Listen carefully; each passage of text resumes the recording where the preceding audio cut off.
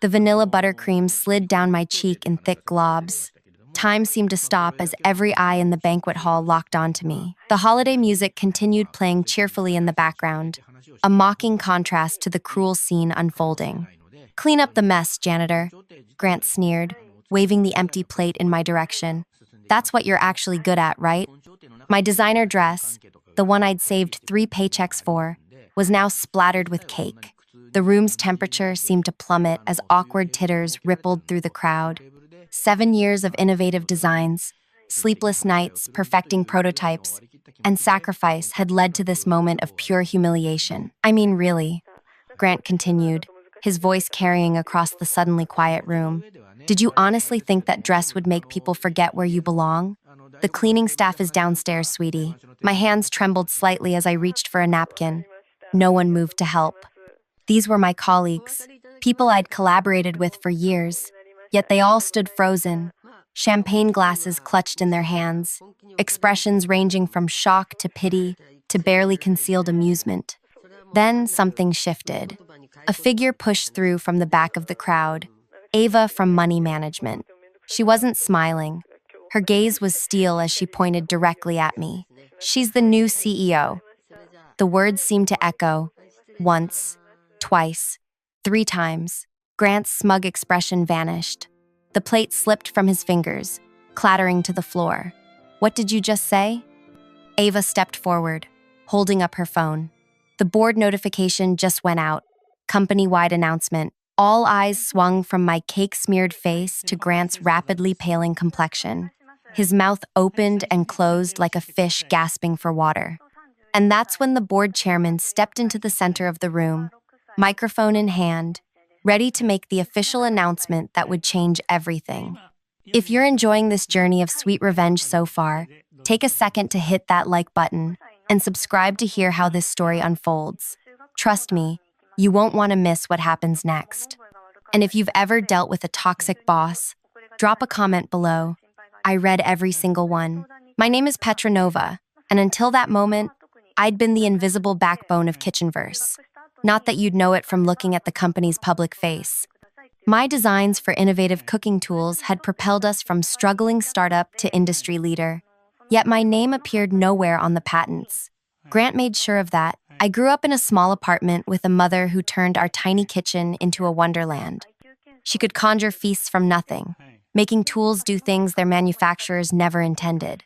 "Innovation comes from necessity," she'd say, bending a wire hanger into a specialized whisk for her famous soufflé. That ingenuity sparked something in me, a passion for creating things that made everyday tasks extraordinary.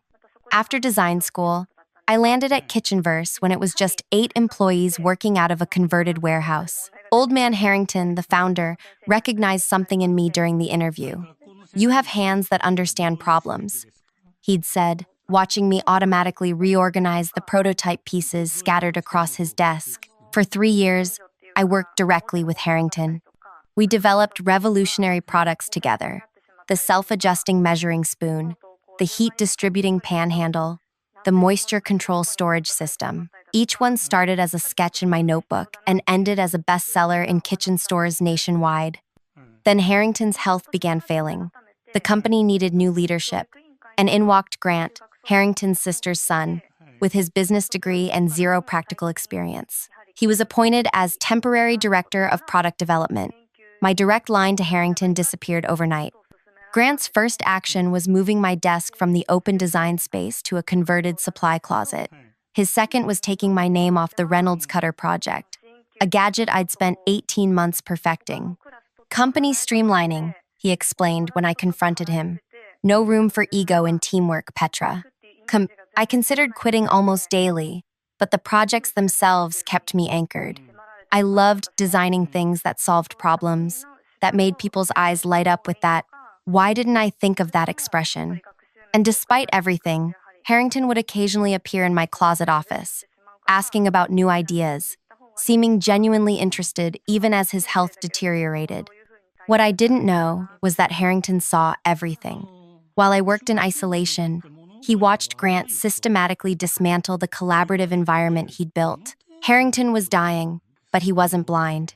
Standing in that banquet hall, cake dripping from my face, I finally understood the strange meeting Harrington had requested 3 weeks before his death. He'd asked detailed questions about every project, insisting I bring my original sketches and notes. At the time, I thought he was feeling nostalgic. Mr. Harrington passed, knowing exactly who built this company, the chairman announced, his voice cutting through my memories.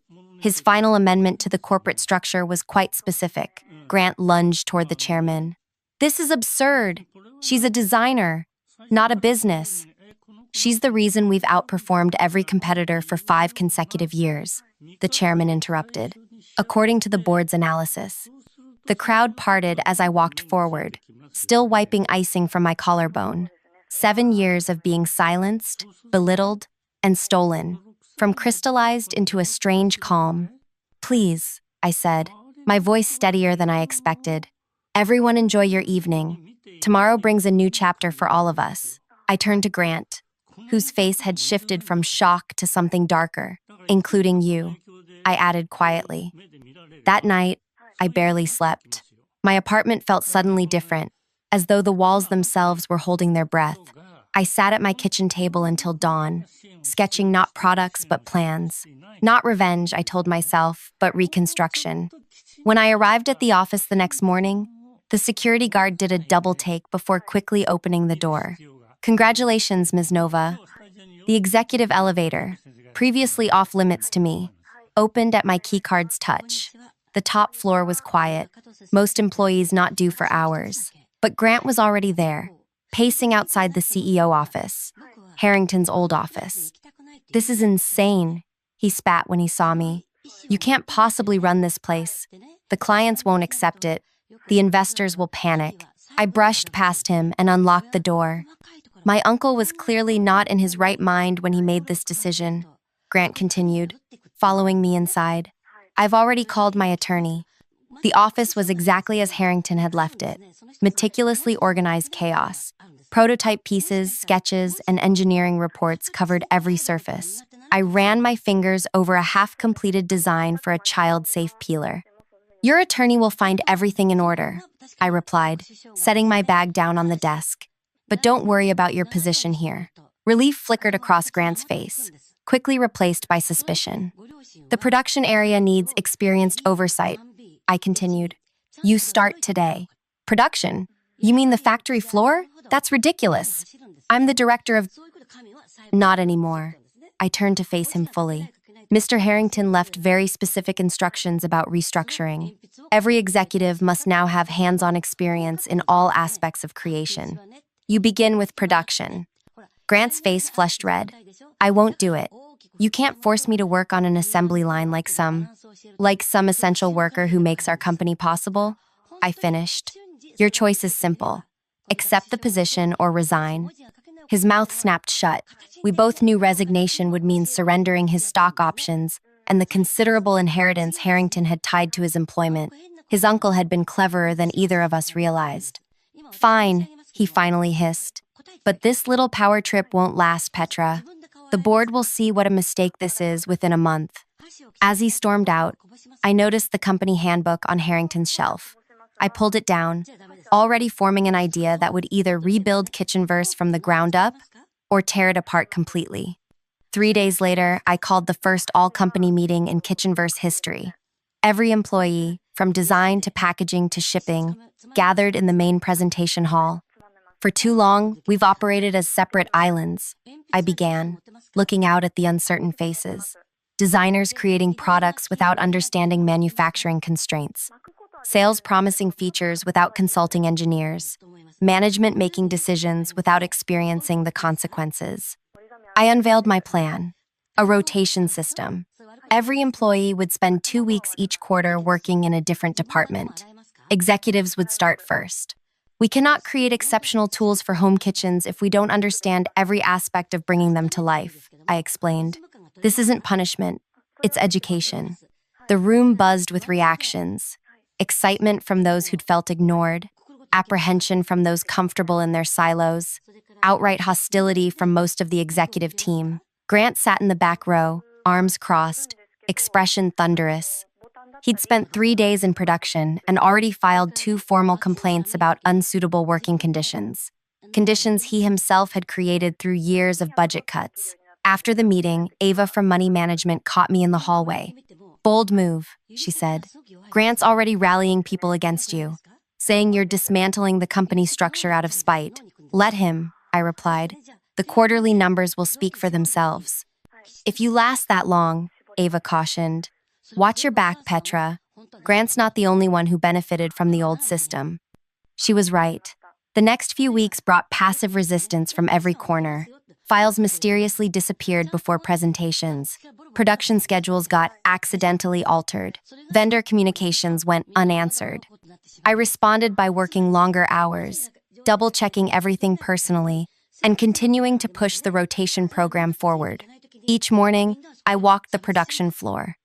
Each afternoon, I sat with the design team. Each evening, I reviewed financial projections with Ava, who'd become an unexpected ally.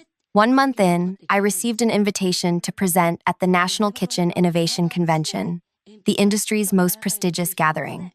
Kitchenverse had showcase space for our spring product line, which had been in development before Harrington's death. When I reviewed the presentation materials, my stomach tightened. The products were safe, predictable, minor variations on existing successes. Nothing like the boundary-pushing designs that had built our reputation. I called an emergency design meeting. "These aren't Kitchenverse products," I said, spreading the mock-ups across the table. "Where's the innovation? The problem-solving?" Cam, our senior designer, cleared his throat. "Grant rejected anything too experimental. Said buyers want familiar, not revolutionary. Show me the rejected concepts," I demanded. Hesitantly, Cam brought out a dusty portfolio. Inside were dozens of designs, brilliant, unusual approaches to common kitchen challenges. My own sketches were there too, ideas Grant had dismissed as women's fantasy thinking. "How quickly can we prototype these?" I asked, already mentally calculating timelines. 8 weeks minimum, Cam replied. "The convention is in 7. Then we work overnight shifts," I decided. Voluntary, with double overtime. "The budget," someone began. "I'll handle the budget," I interrupted. "Who's with me?" To my surprise, hands rose throughout the room. Not everyone, but enough. That night, we began. Designers, engineers, and production specialists working side by side, fueled by pizza and the exhilaration of creating without constraints. Even some executive team members joined in, their rotation experiences having opened their eyes to possibilities they'd never considered. Grant, of course, refused to participate. Instead, he continued his campaign of undermining and complaining, now openly predicting disaster at the convention. 6 weeks of around-the-clock work produced prototypes that exceeded even my expectations. The adjustable pressure cutting board that accommodated different food textures. The intuitive temperature-sensing spoon that changed color before reaching burning point. The modular storage system that adapted to any kitchen layout. With days to spare, we had a presentation that truly represented what Kitchenverse could be. The night before the convention, I found Grant waiting in my office. "You've gone too far," he said without preamble. "The board won't support this reckless waste of resources." "The board already approved the showcase," I replied, continuing to gather my materials. "Because they don't know you've scrapped the approved line for your pet projects." He slammed his hand on the desk. "I've documented everything, Petra. Tomorrow will be your last day as CEO." I looked up at him. This man who'd spent years taking credit for others' innovation while systematically dismantling the creative environment his uncle had built. "Come to the convention, Grant," I said calmly. "See for yourself what happens when people are allowed to actually create." "Oh, I'll be there," he promised darkly. Front row. The convention center buzzed with activity as vendors from across the country set up elaborate booths. Kitchenverse had prime positioning. Center hall, maximum visibility, a legacy of our previous success. Our team worked with practiced efficiency, arranging the new prototypes under subtle lighting that highlighted their innovative features without giving away surprises. I straightened my jacket, checking my reflection in the chrome surface of our display counter. No cake today, just determination. "They're here," Cam murmured. nodding toward the entrance where a group of industry buyers and reporters filed in.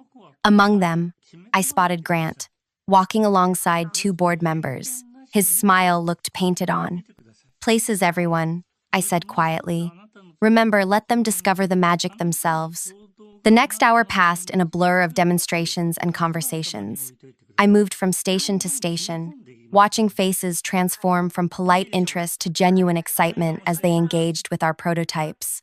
The adaptive cutting board drew audible gasps when people realized how it adjusted pressure based on the food being prepared.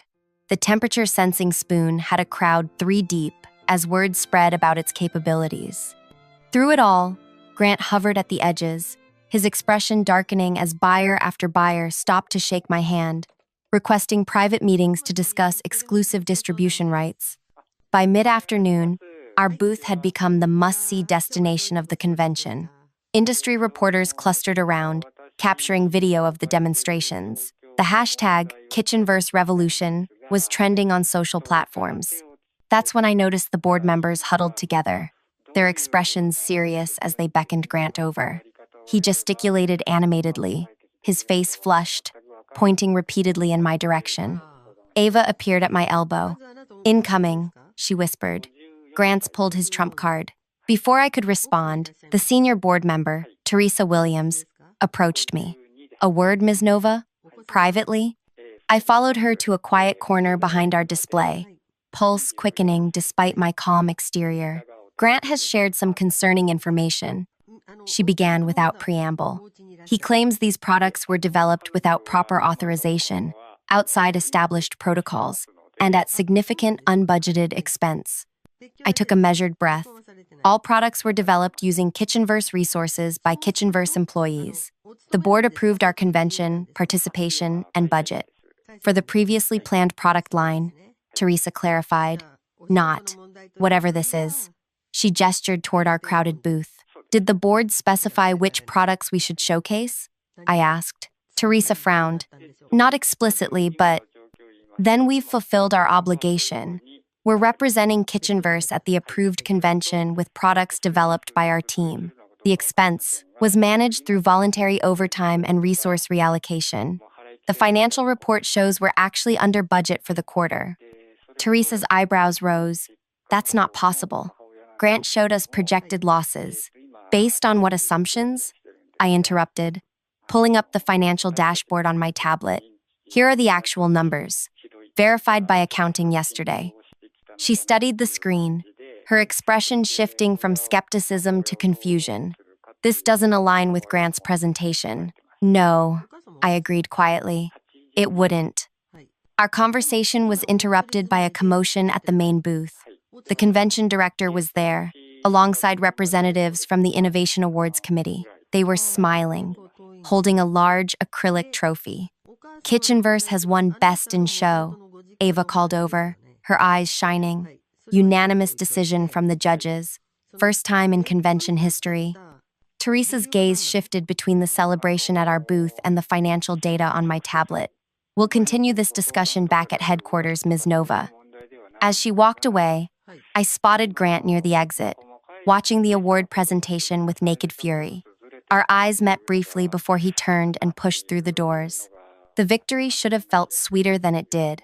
Instead, a hollow anxiety filled my chest.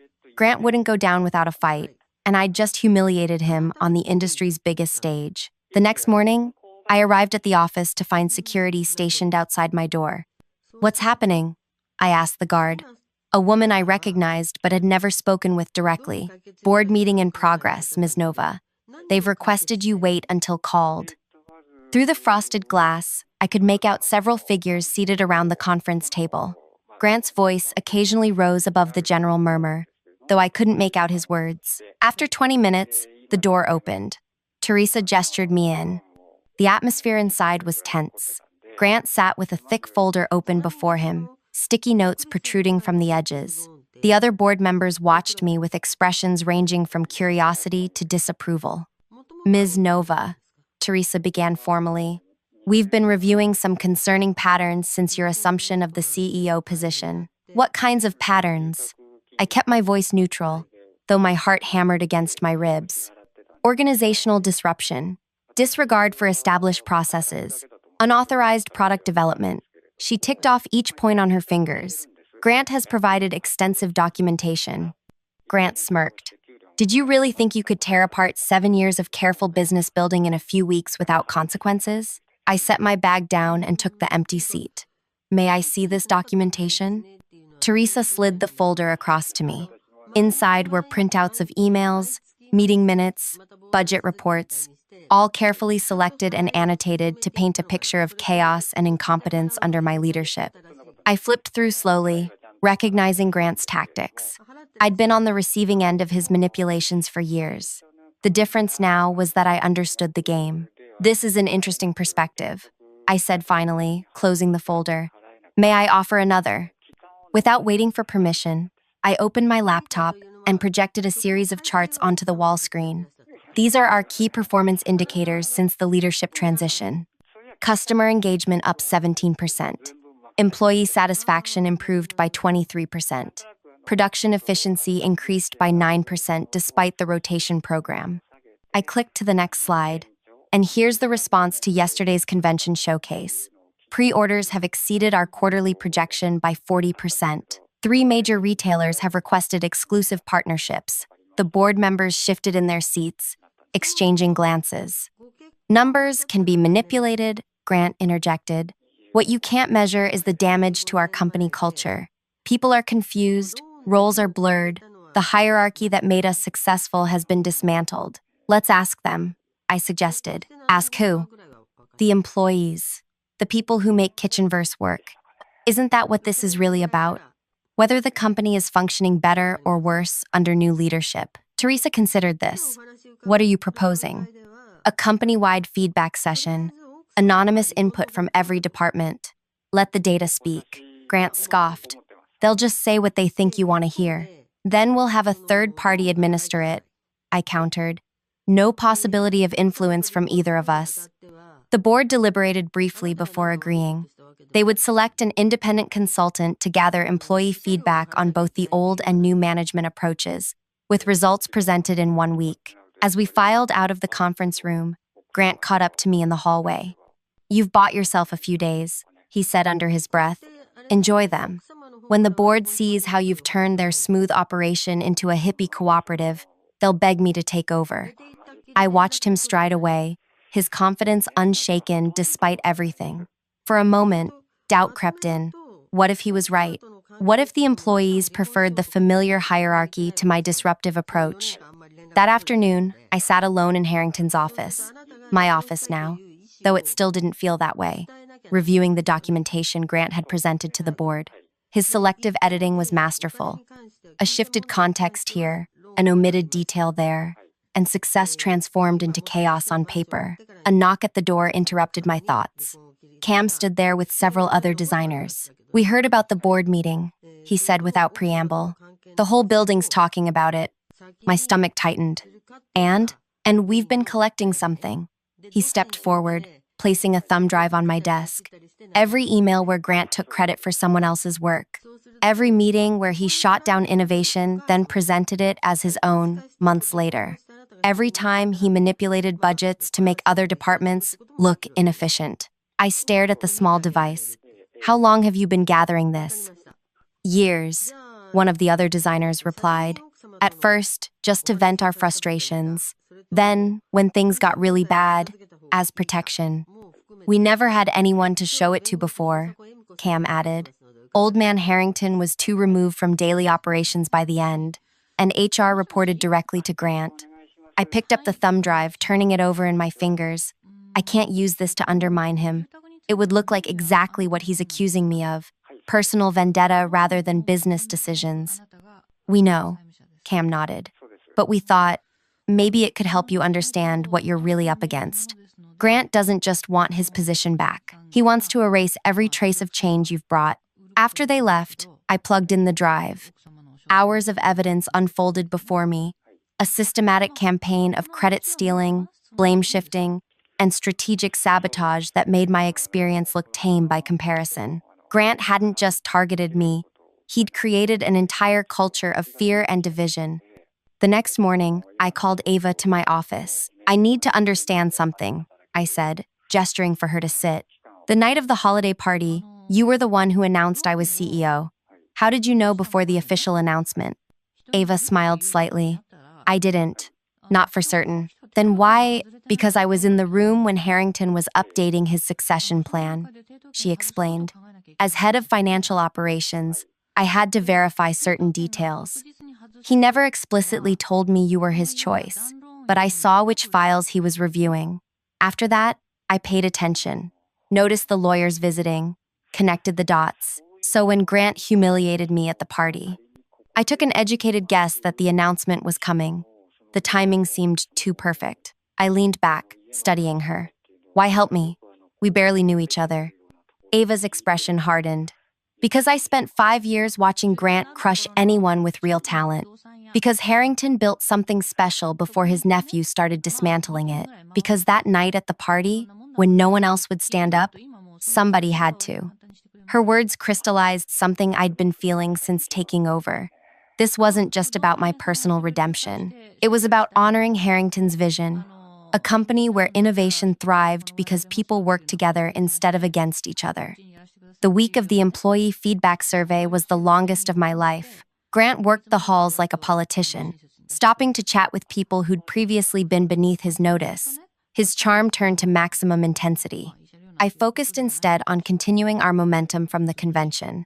We secured 2 major retail partnerships and began planning production scaling for the new product line. I made a point of spending time in each department every day, listening more than talking. On the morning the results were due, I arrived to find the parking lot unusually full. Inside, the office hummed with anticipation. The board had called an all-hands meeting to discuss the findings, something unprecedented in company history. The main presentation room filled quickly. I took a seat in the front row, conscious of Grant choosing a position directly across the aisle. His expression was carefully neutral, but a slight smile played at the corners of his mouth. Teresa took the podium, flanked by the other board members. Thank you all for your participation in the feedback process, she began. The response rate was 97%, the highest engagement we've ever seen for an internal survey. She clicked to the first slide, which showed a simple comparison chart. When asked about company direction, 78% expressed greater confidence in the current leadership approach versus 12% preferring the previous structure. 10% were neutral. Grant's smile vanished. Teresa continued through the results, each slide revealing stronger support for the changes I'd implemented than even I had expected. The rotation program specifically received 82% approval, with many commenting that it has improved cross-departmental understanding and cooperation. As Teresa neared the end of the presentation, Grant stood abruptly. "This is clearly rigged," he interrupted. "These people are afraid of losing their jobs if they speak against the new regime." A murmur ran through the crowd. Teresa frowned at the interruption. "The survey was anonymous, Mr. Harrington, administered by an independent third party, specifically to prevent such concerns. Then they've been manipulated by weeks of organizational disruption. They don't understand what they're giving up: stability, clear hierarchy, proven processes." From the back of the room, a voice called out, "We know exactly what we're giving up." Heads turned to see Dina from production standing. "We're giving up having our ideas ignored. We're giving up watching good people leave because they can't advance. We're giving up pretending not to see when someone takes credit for someone else's work." Others began standing too, adding their experiences. Each story was another nail in the coffin of Grant's leadership style. The board members exchanged glances, their verdict becoming clear without a word being spoken. When the room finally quieted, Teresa cleared her throat. In light of both the survey results and this spontaneous feedback, the board has unanimously decided to formally endorse Ms. Nova's leadership and organizational approach. The room erupted in applause. I sat motionless, the sound washing over me as I watched Grant's face cycle through shock, rage, and finally, a cold calculation that sent a chill down my spine. The meeting dispersed with an energy I'd never felt in the building before. People lingered, talking excitedly about upcoming projects. As I made my way toward the exit, Grant stepped directly into my path. "Congratulations," he said. voice low enough that only I could hear. You've won them over with promises and participation trophies. But running a company isn't a popularity contest. No, I agreed. It's about creating value for customers, for employees, for shareholders. We'll see how much they all love you when the quarterly numbers come in. Innovation is expensive, Petra. Those prototypes you rush to market will have production issues you never anticipated. The rotation program is burning hours that should be dedicated to specialization. His certainty gave me pause. Grant had been in the business longer than I had. What if he was right? What if my vision couldn't translate to sustainable success? He must have seen the doubt flicker across my face because his expression shifted to something almost sympathetic. It's not too late, he said. We could work together. Your ideas, my experience. I could help you avoid the pitfalls. For a brief moment, I imagined it. A truce, a partnership, an end to the constant battle. Then I remembered the years of belittlement, the stolen credit, the cake sliding down my face while he laughed. I appreciate the offer, I said carefully, but I think we have fundamentally different visions for this company. His face hardened. Then you'll fail, and I'll be there to pick up the pieces. As he walked away, I couldn't shake the feeling that Grant wasn't finished, that his apparent defeat today was just setting the stage for something else, something I wasn't prepared for. I had won the battle for kitchen versus soul, but the war, that was just beginning. The next morning, I walked into my office to find an envelope on my desk, thick cream paper with the board's letterhead. Inside was formal confirmation of my permanent appointment as CEO, along with performance targets for the coming year. The numbers were ambitious, very ambitious. Growth projections that would require flawless execution of our new product launches and significant market expansion. I ran the calculations twice, frowning at the results. These weren't just challenging goals. They were nearly impossible without substantial additional investment or a miracle. When I called Teresa to discuss, her response was polite but firm. The board has full confidence in your leadership approach, Petra. Now we need to see that translate to financial results. Grant raised valid concerns about the cost of innovation. The subtext was clear. Emotional support from employees wouldn't matter if the numbers didn't follow. I hung up and stared out the window at the parking lot below. Early arrivals were streaming in, coffee cups in hand, moving with the purposeful energy that had been missing under Grant's leadership. A knock at my door revealed Ava, tablet in hand. You've seen the targets? Just now, I confirmed. They're setting us up to fail. Not us. You. She sat across from me. Grant spent an hour with the board after yesterday's meeting. He's still a major shareholder, still has his uncle's name, and still wants his position back, I finished. So what's our move? Ava tapped at her tablet, bringing up a series of projections. We can hit their revenue targets if we push production to capacity on the new line. The risk is quality control. Rushing could mean returns and warranty issues down the line, which would create exactly the kind of crisis Grant is waiting for, I mused. Exactly. He's playing a longer game now.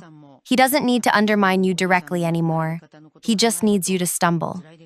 Over the next weeks, I felt the weight of those expectations in every decision.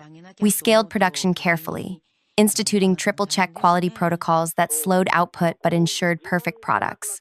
We expanded marketing cautiously, testing messaging in smaller markets before national rollouts. The board grew impatient. Weekly updates turned into twice-weekly demands for acceleration.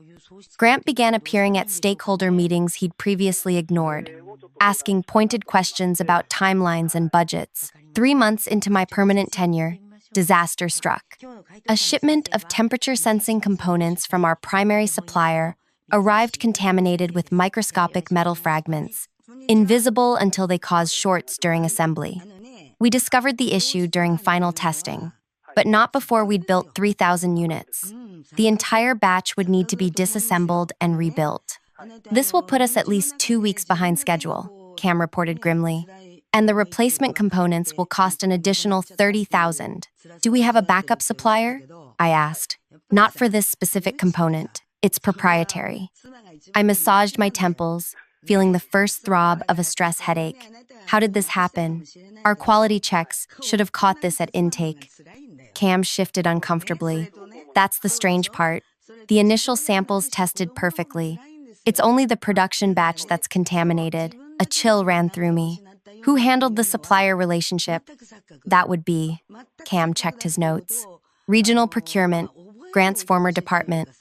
Later that day, I requested the complete communications history with the component supplier. Hours of reading revealed nothing explicitly suspicious, but several unusual protocol deviations caught my attention. The production batch had been routed through a different inspection facility than usual. The paperwork had been signed off by an employee who'd recently transferred from Grant's old team. I couldn't prove sabotage, but the pattern was too convenient to ignore. That evening, I called an emergency meeting with my core leadership team. I believe we're being deliberately undermined, I stated bluntly. The component issue isn't random bad luck. Reactions ranged from shock to grim acknowledgement. If you're right, Ava said, we need to approach this strategically. Going to the board with accusations will look like paranoia without concrete evidence. And Grant knows exactly how to cover his tracks, added Cam. He's had years of practice. We decided on a three-part approach. First, solve the immediate production crisis. Second, implement new security protocols throughout our supply chain. And third, quietly investigate the suspicious patterns without alerting Grant. Days blurred into weeks as we fought to recover from the setback. I worked 18-hour days, splitting time between production floor troubleshooting and appeasing increasingly concerned board members. The leadership team rallied around me, each taking on additional responsibilities without complaint. Grant, meanwhile, maintained a concerned but detached presence, offering helpful suggestions in board meetings while expressing doubts about our ability to recover. 6 weeks after the component crisis, we were finally back on track. Quality control had been completely restructured, with redundant checks at every stage. Production was running at 110% capacity to make up for lost time. Early market response to our products exceeded even our optimistic projections. I began to breathe easier. Perhaps we would hit those impossible targets after all. Then came the customer service report. A small but growing number of returns were coming in. Temperature sensing spoons activating at incorrect times, causing minor burns. Not enough to trigger a recall, but enough to damage our reputation and slow sales momentum. Technical analysis confirmed my worst fears. The affected units all contained components from a specific production batch that had somehow bypassed our enhanced quality controls. This time, I had proof. Security footage showed after-hours access to the production area by someone using credentials that should have been deactivated, credentials belonging to a former employee from Grant's department. The tampering was subtle but unmistakable. Calibration settings adjusted just enough to pass initial testing but fail during actual use. With evidence in hand, I scheduled an emergency board meeting. Grant arrived, looking supremely confident, settling into his chair with the air of someone about to witness a long-anticipated victory. Before we begin, he said smoothly, I've taken the liberty of preparing some contingency options for leadership transition, given the current challenges. Teresa frowned. That's premature, Mr. Harrington. We're here to discuss the product issues. I connected my laptop to the display and began my presentation. Methodically, I walked through the evidence of tampering, the suspicious access patterns, the connections to Grant's former team members. These aren't random quality issues, I concluded. They're deliberate sabotage. Grant's expression never wavered. This is desperate scapegoating, nothing more. If there have been security breaches, they happened under your leadership, Petra. The responsibility is yours. I agree completely, I replied, surprising him. As CEO, all company operations are ultimately my responsibility, which is why I've already implemented a solution. I clicked to the next slide, revealing a completely redesigned component that looked similar to the problematic one but with subtle differences. 2 weeks ago, we quietly switched to this modified design. It looks identical to the previous component but functions on completely different internal architecture. Only 5 people in the company knew about the change. I clicked again, showing sales and performance data. The products with this new component have 0 failure rate after 3,000 hours of testing and 2 weeks in consumer hands. Grant's confident smile faltered slightly. Furthermore, I continued, We captured this 3 days ago. The next slide showed security footage of the same unauthorized access. But this time, the individual was clearly attempting to tamper with components that no longer existed in our production line. The board members leaned forward, expressions hardening as they realized the implications. We tracked the security credentials used, I explained. They belonged to an account that was supposedly deactivated but was secretly reactivated through administrative access. Access that traces back to this IP address. The final slide showed login data with an IP address highlighted. That's the guest network in this building, Teresa said slowly. Used primarily by board members and visiting executives. I finished, specifically from this conference room, during the hours of board meetings. When one particular person consistently arrives early and stays late, all eyes turn to Grant, whose face had gone very still. "This is absurd," he said, but his voice lacked its usual conviction. Anyone could have used that network. True, I acknowledged. Which is why we didn't rely solely on that evidence. I nodded to Ava, who distributed folders to each board member. Inside, you'll find detailed forensic analysis of the tampering incidents, communication records showing coordination between involved parties, and sworn statements from 2 employees who were pressured to participate in exchange for promises of advancement after the leadership change. Grant stood abruptly. "This is a setup. You're framing me because you can't handle the job. The evidence speaks for itself," Teresa said quietly, already reviewing the contents of her folder. "And it's compelling, Mr. Harrington." What followed was the longest 40 minutes of my professional life. The board excused Grant and me, deliberating alone while we waited separately. I sat in a small conference room, watching the minute hand tick with excruciating slowness, wondering if I'd done enough, if the evidence would outweigh Grant's name and history with the company. When the call came to return, I walked back into the boardroom on legs that felt unnaturally stiff. Grant was already seated, his expression unreadable. Teresa didn't waste time. Based on the evidence presented, the board has unanimously decided to suspend Mr. Harrington from all company activities, pending a full investigation. His shareholder voting rights will be held in escrow during this period. Grant's face flushed dark red. "You can't do that.